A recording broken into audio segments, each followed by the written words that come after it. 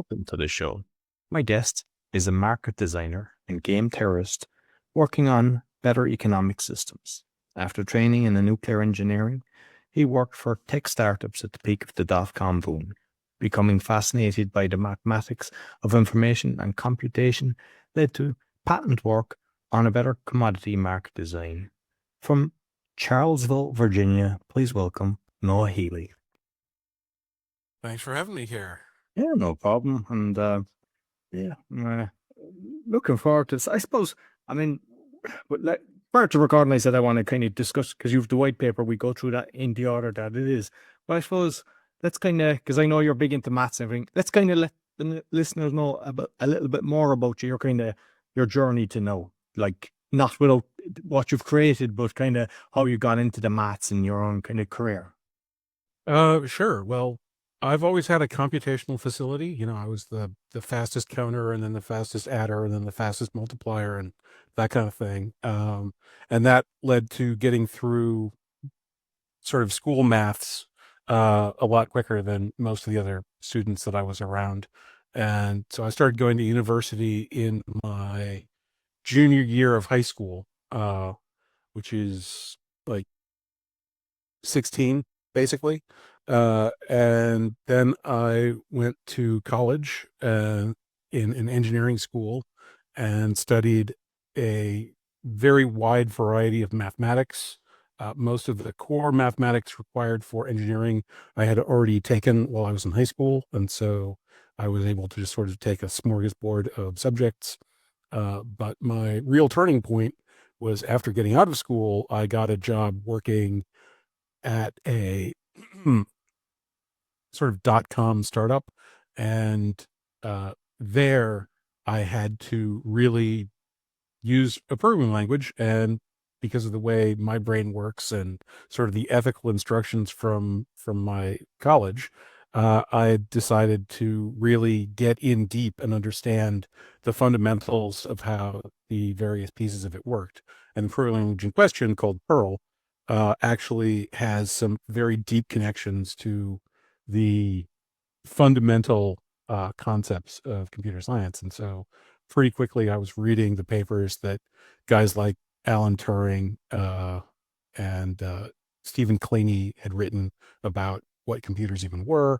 And for the last quarter of a century, I've been reading and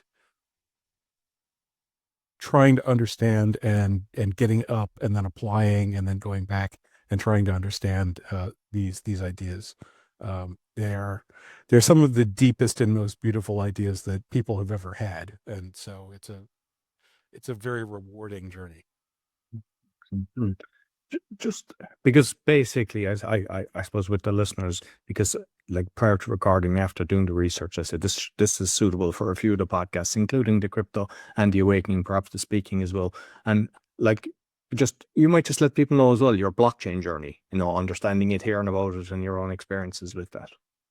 Yeah, sure. Well, so I saw blockchain as it first came out. There were some other interesting technologies as well. There were people that were doing digital gold technologies. The idea was that there would be actual gold vaults, and they would use sort of standard computer accounting techniques to allow that gold to be digitized. And so that was kind of in the mix with that. I thought the paper was very interesting, and followed the development of the various blockchain technologies from a cryptographic and mathematical interest point of view. Uh, I My discovery of my market system caused a wide scale reassessment of my beliefs about markets and economics and money. And with that point of view, I've come to be somewhat more skeptical of blockchain as a reparent in our system, because what what they are ultimately doing, if they're functional, and of course many of the chains are very obvious scams, but Things like Bitcoin and to a lesser extent Ethereum are sincere projects or sincere-ish projects or have become sincere projects. Uh, but they're attempting to establish a currency, and a currency doesn't have the capacity to self-value. It's only valuable within the context of the economy that it is driving. And that economy actually requires markets to distill and purvey those value information. And our markets don't function in the presence of information networks that are more powerful than the marketplace, like the internet is, which means that the blockchain technologies are creating a digital currency on a technology that invalidates the markets that they use to validate their value proposition. And so without repairing that part of the system, I think that it's unfortunately mostly wasted effort right now. Although it could it could play a role as part of a system that does work. I think that. Are you familiar with the stone coins of Yap? No. It's an interesting thing. It's a group of tribes in the South Pacific that, prior to colonization and conquest, had developed a currency based on quarrying and carving these large stone wheels as coins, and then assigning social value and ownership through gossip across the tribal groups.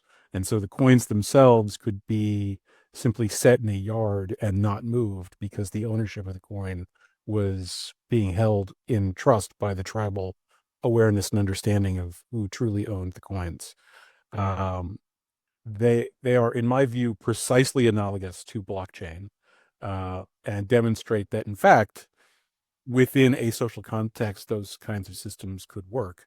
Unfortunately, I think our present social context isn't a social context capable of working. But if we develop a social context capable of working, then much like the coins themselves, I think, with some caveats, there's a future there. Like prior to Bitcoin, the NSA had created something, the white paper kind of similar. I've asked a lot of people on the crypto and I'm getting so many different answers. I'd love to know you.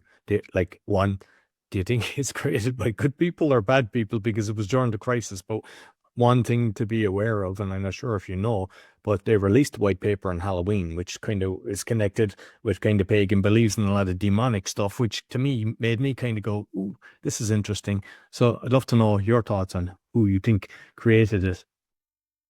I don't really have a lot of thoughts on who created it. I do have some technical criticisms. The blockchains that they've gotten away from this on a theoretical perspective of single cryptography dependency.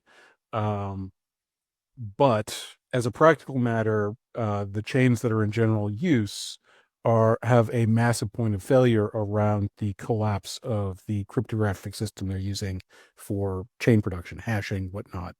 And they do not have a kind of simple multi-protocol mechanism that exists.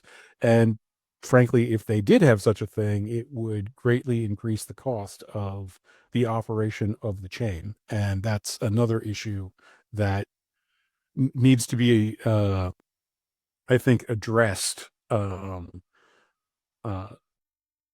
I I'd mentioned to you before that I actually developed a kind of lightweight blockchain protocol for a friend. It wasn't nearly as impressive as Bitcoin, and it wouldn't be a sort of useful replacement of currency. It was simply to create a time priority ordering digitally.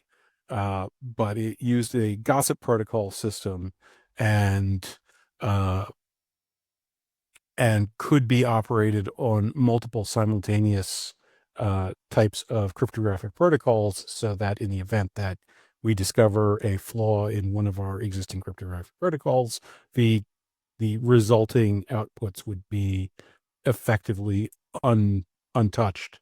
You'd have to simultaneously cause all functioning protocols to fail to make this particular idea stop working. Um, and again, that's kind of as good as you can get in these contexts. Is um, you know, up to the 51% attack, or up to how many people are engaged and how much it would cost to buy enough computer hardware to outvote them, or all these other things. Uh, Consensus protocols are conditioned on that consensus, and it is difficult to solve that problem in the digital realm, particularly now that we're seeing fake people as a real business. uh the a consensus of you and a billion AI bots is not necessarily anything that you're going to be interested in being around. And that's increasingly the kinds of systems that we're engaged with. Our markets themselves are mostly AI bots and have been for several decades. The, the commodities, then it's Coordisc is the company that you, is that how you pronounce it? Yeah, yeah. It's the beginning of coordination and then the beginning of discovery. So Coordisc, however you pronounce the first couple syllables of coordination, is how you should pronounce that word. So, like as I mentioned at the start, I think what we do is we'll go through like the white paper, and just you can kind of give a brief synopsis of each of the sections, and then obviously I can give a link so people can actually download the white paper, and they'll find it on your website anyway. But like section one, price discovery, the function of the market. So you might just kind of touch because basically that's explaining what you're coming about, why it's doing. So you might explain to the listeners why all this came about. Yeah, yeah, sure. Well, this came about because I was thinking about network protocols and how we can achieve consensus on networks, and how we can use these artificial agents. AI wasn't really a major thing, although OpenAI had made some impressive strides when I started doing this work. Internet of Things has also produced some interesting ideas and a few gewgaws. We see the great proliferation of drone technologies and so on. And so sensor nets, and other sorts of ideas are becoming current, or have been for a while. And I was very curious about the underlying mathematics of how we could get these things to work in ways that we wanted them to work, and not just kind of spend a bunch of money, do a bunch of stuff, and then try to see if anything good happened on the back end. And so that was sort of the fundamental motivator. When I came up with my idea, I applied them to marketplaces, because marketplaces are a super intelligent technology that is about wrangling information. And the core value of the marketplace is this price information. The core value to the customer is that you can get a counterparty, that you can show up at the market, and when you want to buy stuff, the stuff is there and you can buy it. And you can show up at the market, and when you want to sell stuff, you can sell stuff and the stuff is there. And that is, of course, what the customer actually cares about. But the thing that makes that possible is that the price level is at a place where the number of people that show up with stuff, and the number of people that show up with money wanting stuff, or the amount of stuff that people want and the amount of stuff that people want to provide, is very similar to each other. In most cases, the same. And so unless you figure out what that number is, and more importantly, how those numbers are evolving through time, you will not reach this point of view. And you'll, you know, I I'm a child of the 70s and 80s. I remember the news stories. You said you're out of Poland, of people standing in long lines for things. That's a shortage problem, you know. Uh, that's a result of getting that number wrong. Um, and that's what happens. You get that number wrong, and you either have undersupply and people have to sort of beg, borrow, steal, or oversupply, and the people that are doing the supplying frequently go bankrupt under those circumstances because they got grain coming out of their ears and nobody can eat it. So that's the difficulty. That's the problem that markets solve for us, is creating a forum that most of the time gets those numbers correctly, so that we can have economies where you don't have to know the entire supply chain of every bite of food you put in your mouth, and every ore trace that belongs in every machine that you use, and so How do we solve the situation with the corruption that's going on? And it's an international thing. So, for example, the eggs in America. I mean, there was a load of egg factories that actually just burnt down. I mean, that's orchestrated. That's not something that, oh, one burned down, we understand, but there was a load. Even in the land, like, there's loads of countries, they're telling the farmers, they're paying the farmers not to grow the crops, just let it go wild or whatever. And one, does that decrease the minerals and stuff like that? If they do crop rotation and everything. But they're intentionally manipulating markets by doing that. And like, I presume, like farmers, because of the regulations and like those that control the government, like most of them are afraid of them, and they're afraid of losing their license, or how they'll attack them in other ways. They'll say, oh, you owe us tax, and they mightn't, but they'll just whatever way they want. So they tend to kind of comply, which in turn manipulates markets. So if you're kind of betting on commodities and just kind of in a normal market, but sometimes it can change without you even knowing what's going on. I'm just curious your thoughts on that. well, going back to the example, from Poland and sort of behind the Iron Curtain and their vast, market dislocations that were a result of basically bureaucracies making decisions that they didn't have the capacity to make, and then sort of doubling down on them. Well, that was a case of perverse incentives. The bureaucrats couldn't do their jobs, but if they said, "Hey, I can't do my job," then they would be fired and replaced by somebody who was unwilling to say, "Hey, I can't do my job." So the system didn't work, not because the people in it were incompetent or corrupt, although they were, but because it couldn't work. And then this unworkable system attracted more and more incompetent and corrupt people, because they would have an easier time with that. I would say that existing market structure, which has a much better pedigree, markets have been around since the Renaissance. They've worked pretty well for most of that time. Had the same thing happen to it around half or a third a century ago, with the rise of computerization and the internet, and that it too is now a corrupt system that cannot work and is attracting more and more corrupt people. And so, unfortunately, for the sort of operators and middlemen of the marketplace, they make more money the wider the spread between the farmer and the consumer is. And so, the more uncertainty and the more craziness that they can inject into the system, the better off they are in a bank accounts.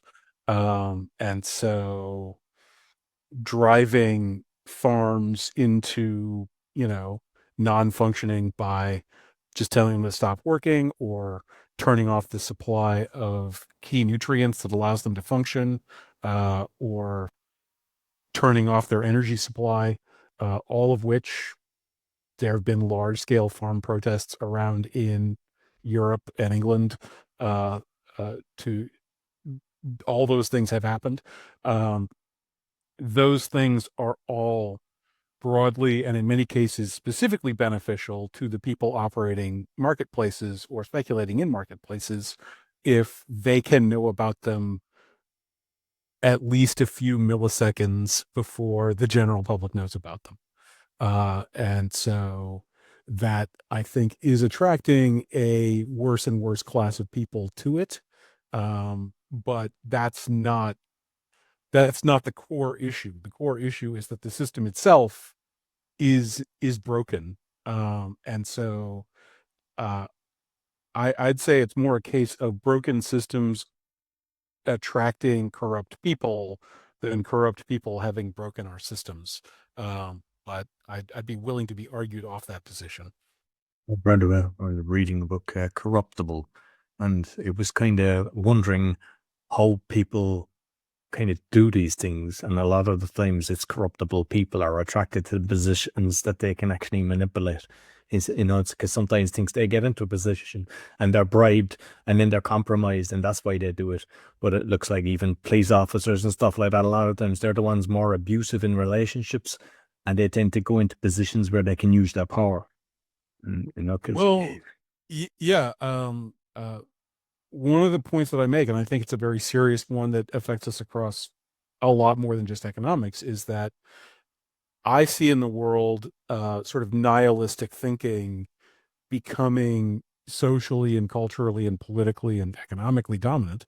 And I don't think that's because, uh, everybody became nihilist. I think it's because we discovered that we were fundamentally wrong about things about a century ago. And, um, you know, our technology, from our phones to, GPS to the internet to large amounts of the energy that comes out of our walls, is based on us being right about being wrong about most of the things that led to having the societies that we have. And so the nihilists are technically correct. If you go out and say, "Oh, this is broken," well, you're right, it is. And so you can attract people to this cause of, "Hey, that's broken," very easily. Unfortunately, the sort of people that just want to tear everything down aren't really the people that can build anything back up. And so you get this kind of cycle of degradation. very good. Like the basic economic assumptions then was because we touched on the second one, we touched on the current system. So the section three on it is the basic economic assumptions. Yeah, well, so economics comes from the same root word as ecology, which is, kind of the study of reality, right? Like everything. So economics is an unbelievably broad topic. Uh, but in general, um, it tries to restrict itself to non-coercive, and I would be very uncomfortable creating a system that was evil. So the assumptions that I lay out are that uh, people should participate in the system because they are, and they also perceive themselves to be benefiting by participating in the system.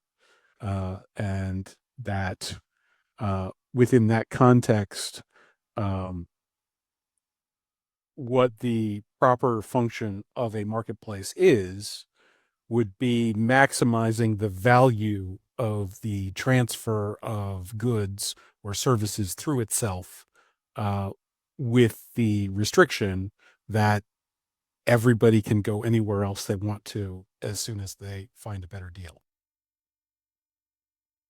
Next section I'll use mathematical foundations.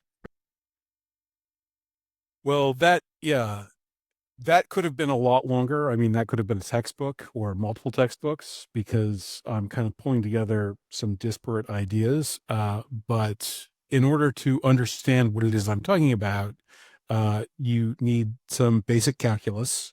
Uh, there's also a little bit of topology. There's a notion called a metric space. So a space is a very general idea in mathematics. Um, and it encompasses the kinds of spaces that you might have learned about in geometry, or you might find yourself familiar with in your day-to-day life, thinking in terms of, navigating your living room or your town. Um, a metric space has slightly more structure. A metric space is a space that also has a function that just tells you how far apart the points in it are. Uh, and and when most people hear that, their first thought is, you mean there are spaces where you can't do that? And the answer is, in fact, yes. In some sense, most spaces aren't metrizable, but lots of the interesting ones are, and so that's what's going on there. And then finally, game theory. Uh, Game theory is the mathematics of strategy, and it allows us to quantify and uh, describe the interactions of agents that are capable of making decisions. And so there's game theory if you're training your dogs. There's game theory for, global scale marketplaces. There's game theory if you're uh, engaging in something like AC Doocy or rock, paper, scissors with your friends at the bar. One of the main ones that I like in the Awakening podcast is the solution. The section. Right. Well, so uh, basically, the marketplace as it stands is fundamentally about buyers and sellers coming together. But because of how it functions, there are these informal roles where people who are not really making, say, wheat, uh, are still selling it, and those people then turn around, and while they're not really like milling wheat or baking bread, they buy it, and so they just exist as middlemen. And the two primary roles within the marketplace that have to do this are the operators of the marketplace themselves, who are sort of the buyers and sellers of last resort, and then speculators. And speculators are divided into kind of two groups. There's informed speculators, and those are the ones that are making money, and maybe not all of them. And then uninformed speculators, and those are the ones that are losing money. And that's it. Well, informed speculators are valuable for achieving those numbers we were talking about that are the entire value proposition in the marketplace. And the operator is valuable for sort of having the forum where those numbers can be found. And so I sort of worked out the game theory of how to shake them loose from having to interfere with the buying selling part of the marketplace, and created this new machine that instead of having kind of, you know, two ports, a buyer port and a seller port, has four ports. There's an operator port that keeps the machine on. There's a speculation piece or a forecasting piece where people can provide direct information about where price is going in their opinion, and that gets aggregated with other opinions and then tested against the final piece where buyers and sellers come in, take a look at the price that's on offer, and decide, just as they do now, how much of it that they like. And so the system produces the same important outcomes, but does so in this very different kind of way. What I've heard with oil and gas is markets, they're so controlled that it's very hard for people to get in, and there's so many different middlemen as well. And I mean, if we look just at the petrol pump, a war here, and that's the reason they've gone up. On the opposite side of the pond, another war, and that's the same reason that it's gone up. Yet there's so many different areas where it's supplied. Like, can that ever change? Well, again, as it presently happens, the marketplace wants chaos to exist. So those other two roles currently make a lot more money the less predictable and the crazier things can get. So an example, so it's not petrol, but I've tried this out a lot. Um, when the Ukrainian invasion happened, when Russia invaded Ukraine, Russia is like the third largest wheat producer on earth. Ukraine was like the fifth, I think, largest wheat producer on earth at that point. Um, the wheat market went completely insane, obviously. Uh, as a result of that, the number one and number two wheat producers on earth, which is Canada and the United States, planted 0 new acres of wheat. And the reason they did that is because the complete insanity of the marketplace did not filter out to the actual farmers that actually plant crops and would have gotten a windfall profit that would have encouraged them to plant more wheat so there'd be more food and that we'd all have a normal system. It got entirely chewed up by this speculator group that managed to intercept all that money before it got to the farmers. And so the farmers are essentially looking at the same prices that they were always looking at. We, as the consumers, get to see the crazy end of things, and middlemen who exacerbated and lengthened the amount of time it took for the world economy to sort of recover and normalize benefited from causing that to happen. And that's, again, not sort of evil, corrupt manipulators. That's actually how that system works if the speculators have the ability to intercept the windfalls, which, thanks to computers, they do. And so, in that context, I'm not saying that, wheat speculators whispered in Putin's ear and caused him to invade Ukraine, but it is in the general interest of everybody engaged in speculating in these markets for chaos to happen. Because when chaos does happen, then a windfall is produced. And if their machines can intercept that windfall, then their bank accounts will grow. And so, you know, the worse things get on the nightly news, the richer they get. And in fact, if you look at the last 50 years, that's precisely what we see. Section and its qualitative arguments. Yeah. Well, so um I can't remember off the top of my head exactly which arguments I put out there, but in general, this gets into walking through the interests of the various people to make it clear. We just actually covered one of them right there with that example of right now. It is in the interest of speculators to create a sort of social or political conditions that would make the economic hardship for their user base. Um, in an environment where speculators are making money as a direct function of how profitable it is to be a producer in the marketplace, like in my marketplace, then those same kinds of connected people would be interested in political or social evolutions that cause farming to become more profitable. Because the more profitable farming is, the bigger the bank accounts get. So you get that alignment of interest versus non-alignment of interest. And I basically walk through for each case.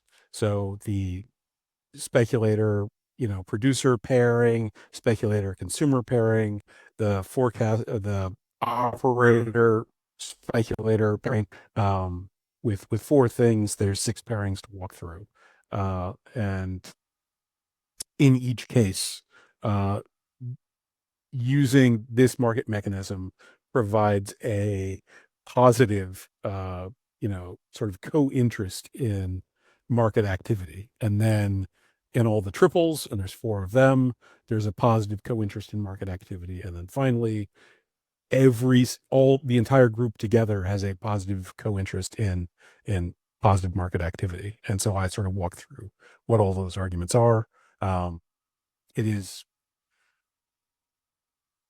conversationally, like you could pick one. We've already gone through, one of the biggies, but and I could do it again, but it's probably easier to read the paper to get the full details of all of them.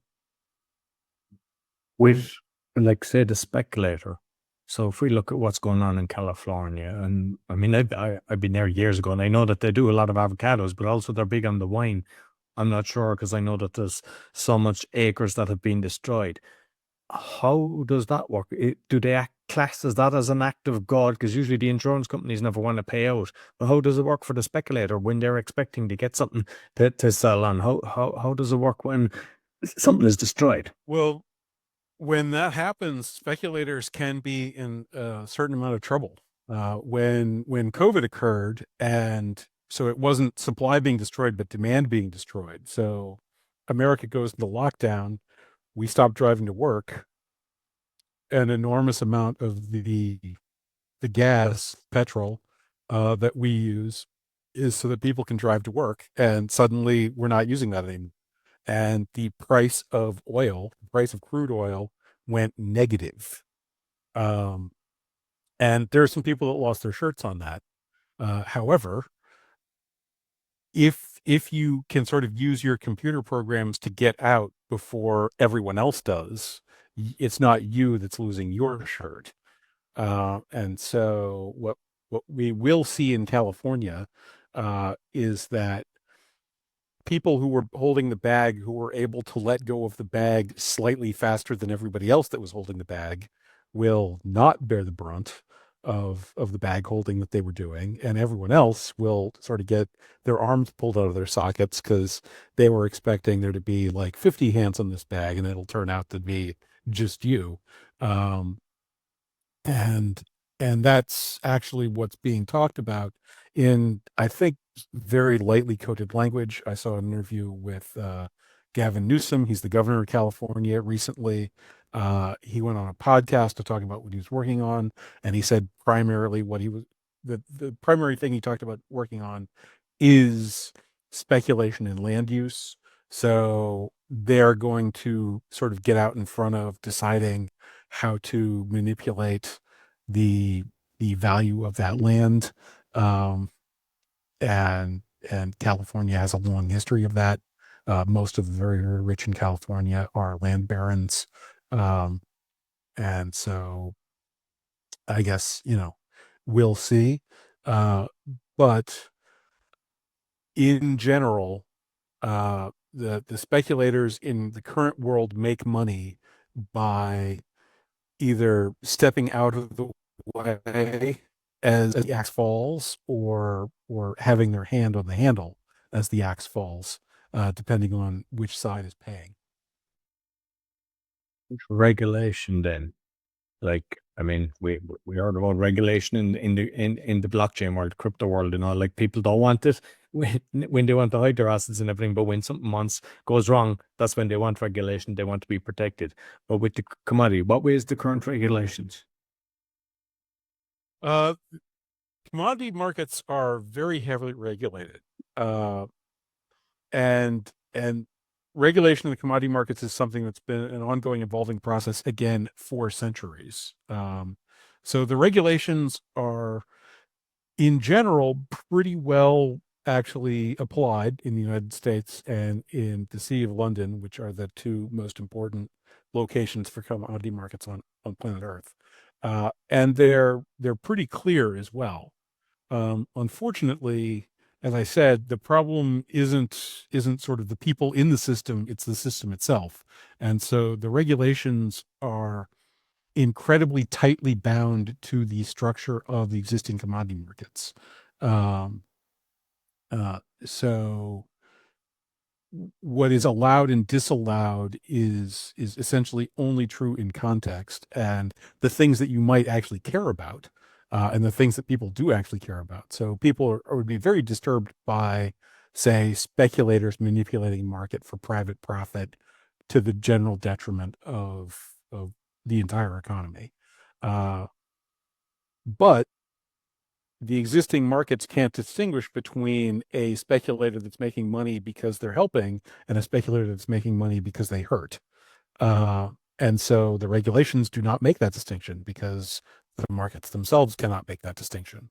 Uh, and so the regulations are sort of very much about compliance with the exact operation of the marketplace, and then trusting that the market operations themselves will function. Um, I don't know what like speed limits are like. I know that, the Autobahn doesn't have speed limits. I know other parts of Europe do have speed limits, but imagine if speed limits weren't attached to how fast your car could actually move down the road, but were attached to how fast the wheels of your car could spin. And then you developed some sort of hovercraft that didn't have wheels. And then, you know, though you don't have wheels, those rules don't mean anything in your context.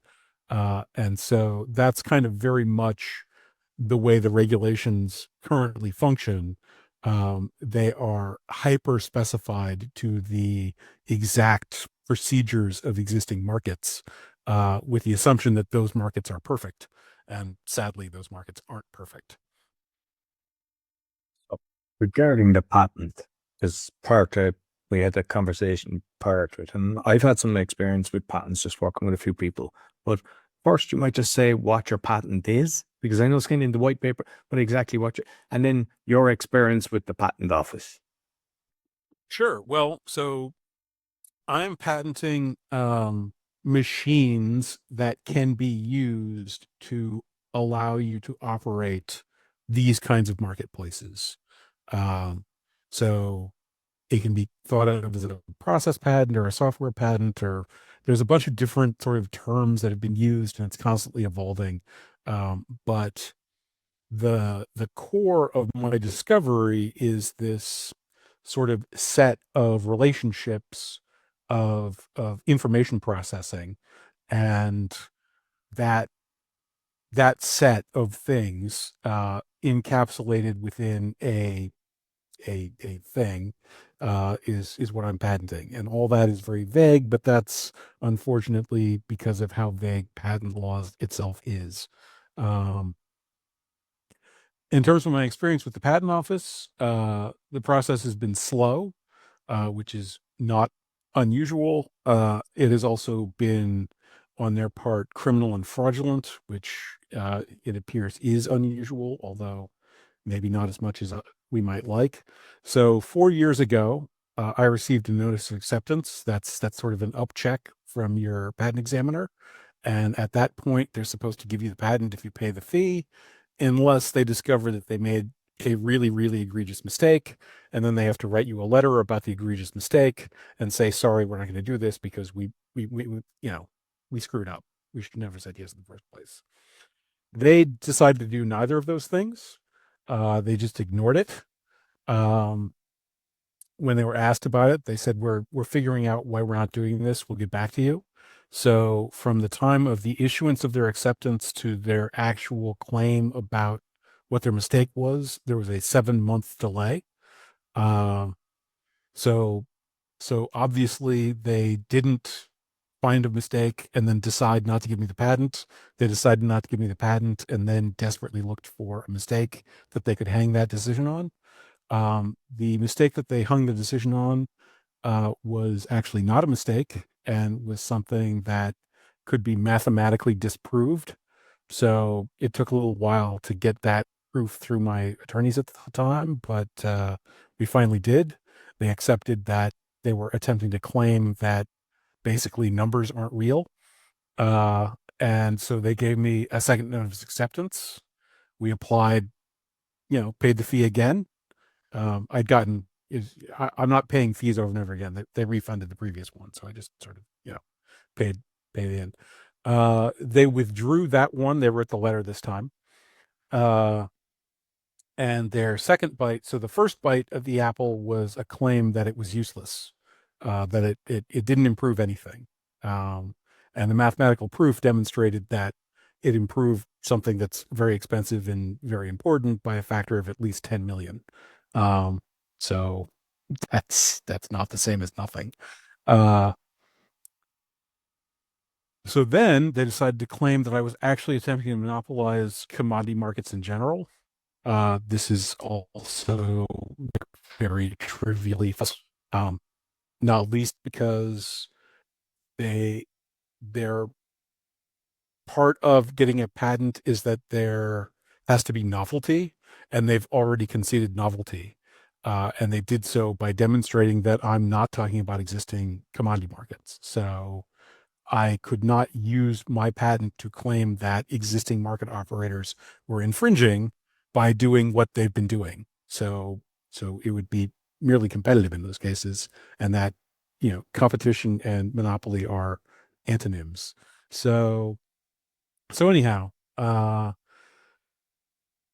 attorneys spoke to the people they're allowed to speak to. Those people said that, again, this is sort of coming from on high. It all looks like nonsense to them, but there's nothing they can do about it, and that I would have to appeal to patent court, or the Patent Trial and Appeal Board, as it's formally called.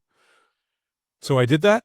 The Patent Trial and Appeal Board decided that both the first thing that has been mathematically disproved was actually true, and that the second thing, which again is also nonsensical, was true, and the two of those are also mutually contradictory. That didn't seem to bother them at all.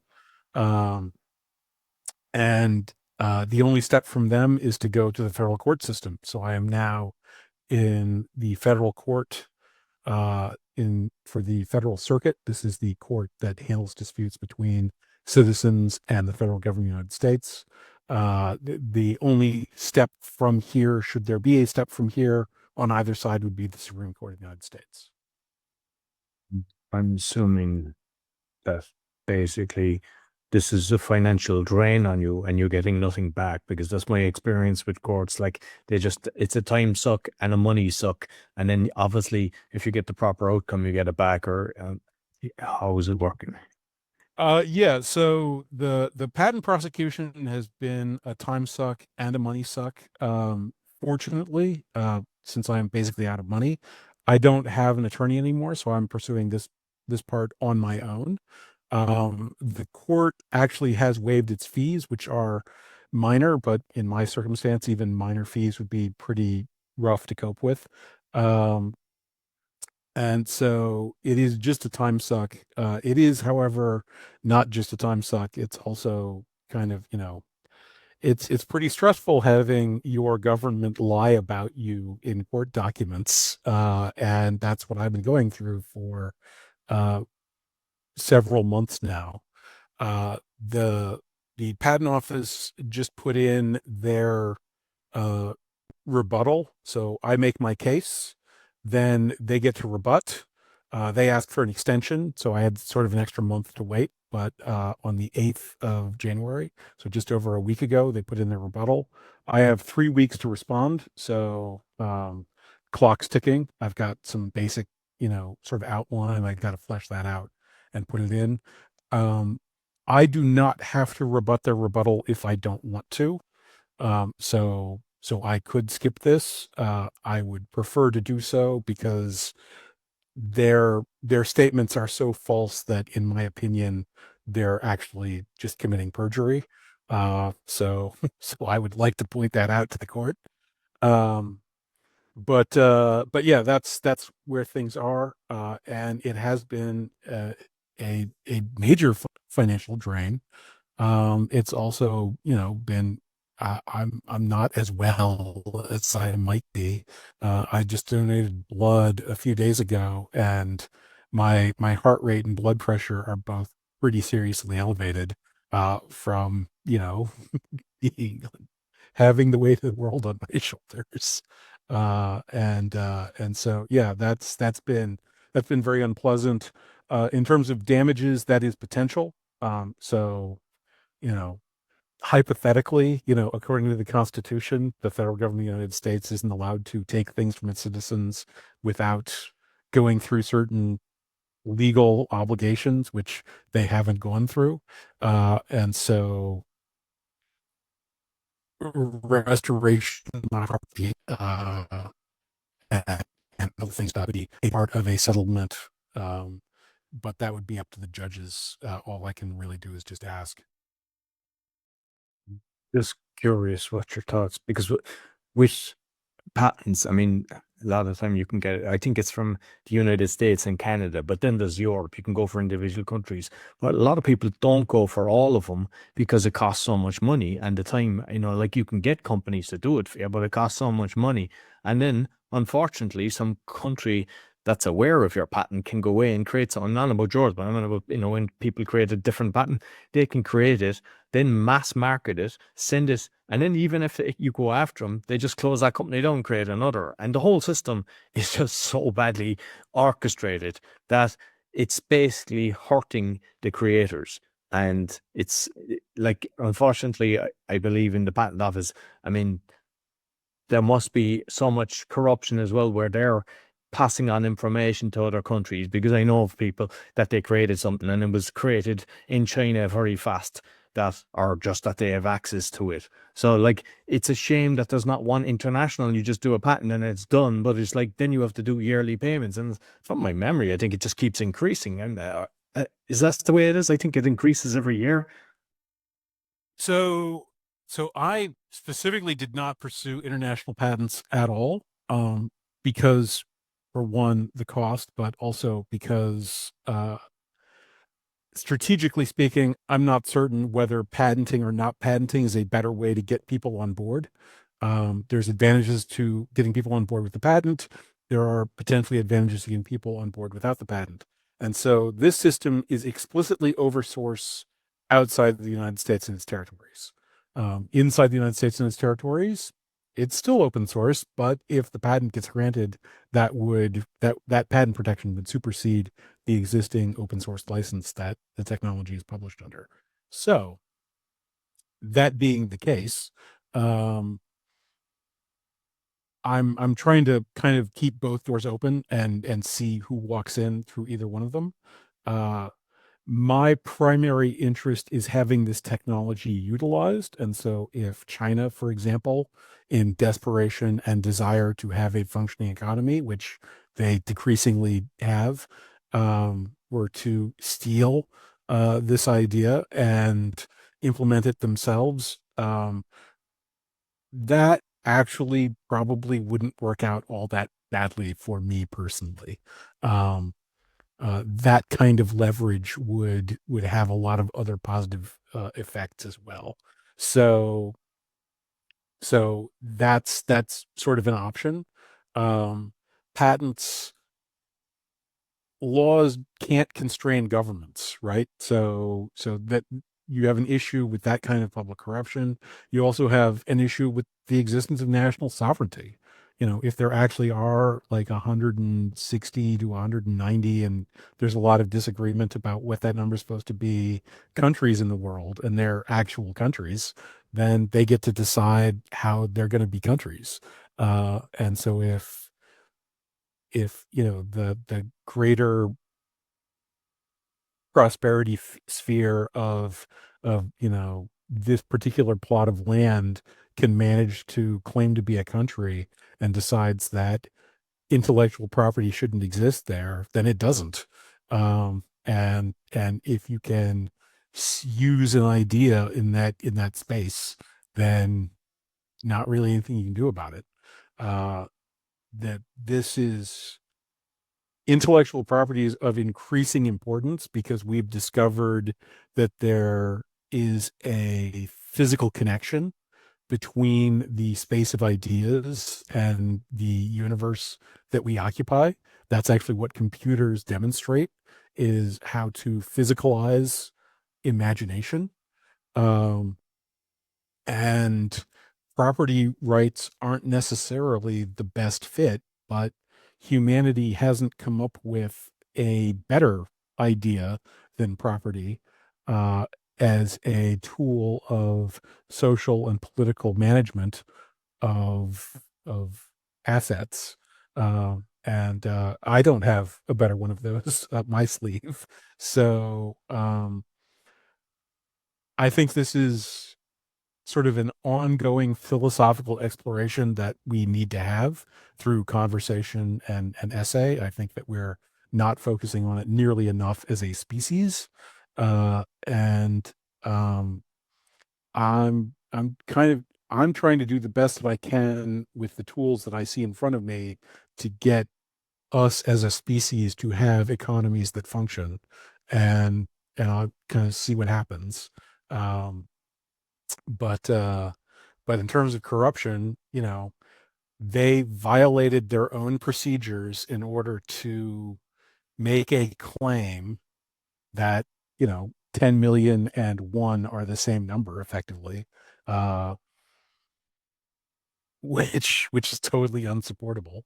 Uh, that it is hard to come up with a reason for that isn't corrupt.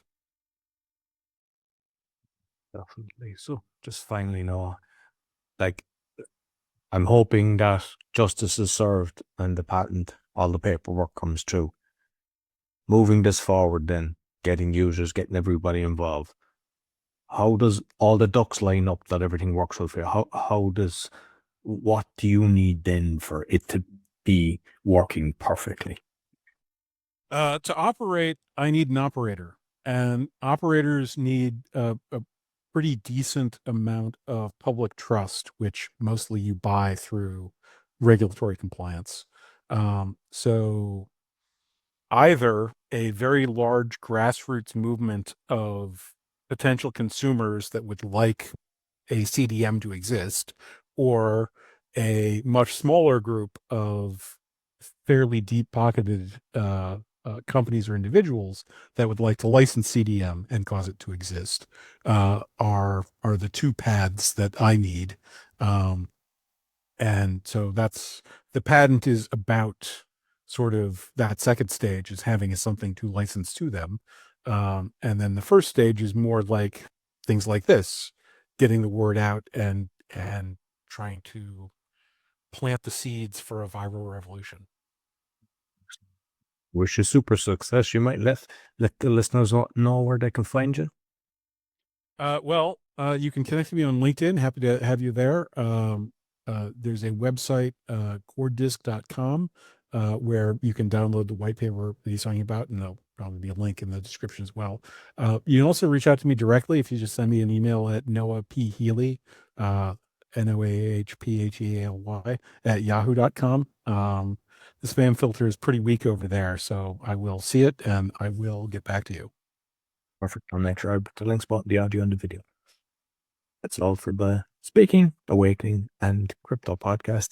And you'll find all the episodes on the awakeningpodcast.org, the cryptopodcast.org, and the speakingpodcast.com. Sure to give us a thumbs up, 5-star rating, share with your friends, and comment on what we discussed. I love to read your comments. Until next week, take care.